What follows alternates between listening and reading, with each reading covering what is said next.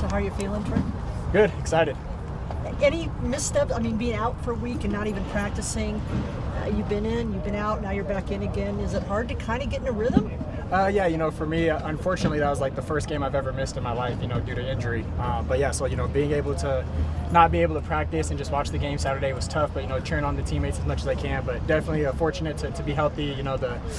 Johnny got me right, in treatment and just feeling a lot better with my recovery. Coach said your arm might be fresher. He said you looked pretty good today. Do you feel that way? Yeah, I definitely felt it, spinning it a little bit better than, past weeks. We've been at this for the last couple months. So, finally to have a week off kind of just to, let my arm, get some rest. It definitely felt like I was spinning it better today.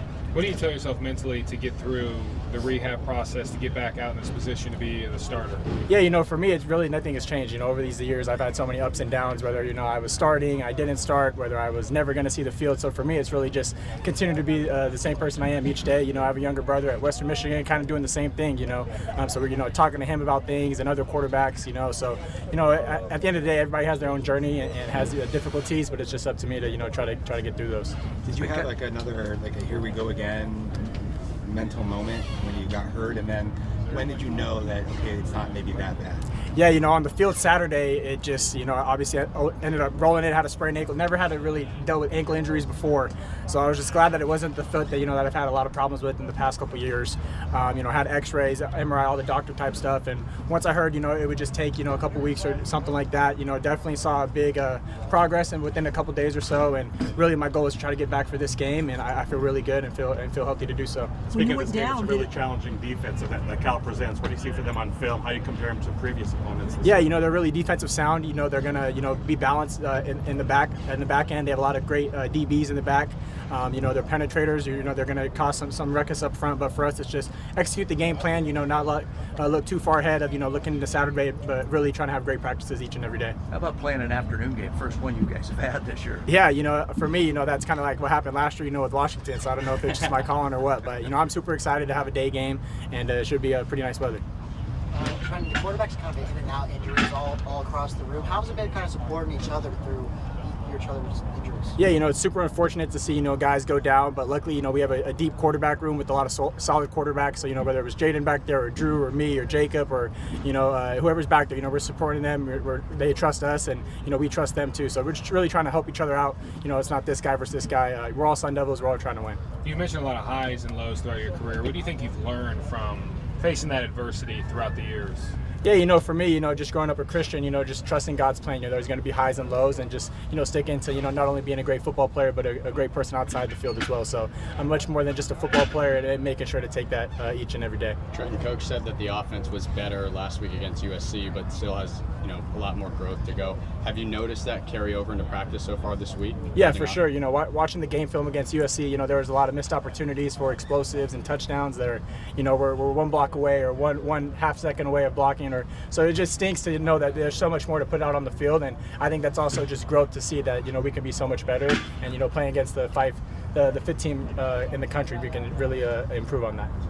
What did you think of the team's performance in the game overall, Trent? Yeah, I thought it was good. Obviously, they came in, with, Caleb Williams, and they're a great team and great coaches. But, I thought we punched them in the mouth, and it was a slugfest all night.